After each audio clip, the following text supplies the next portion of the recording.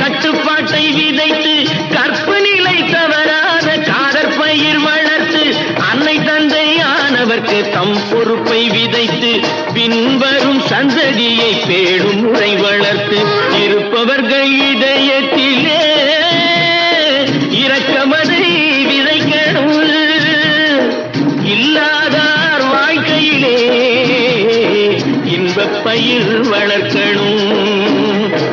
நல்ல நல்ல நிலம் பார்த்து நாமும் விதை விதைக்கணும். நாட்டு மக்கள் மனங்களிலே நாணயத்தை வளர்க்கணும்.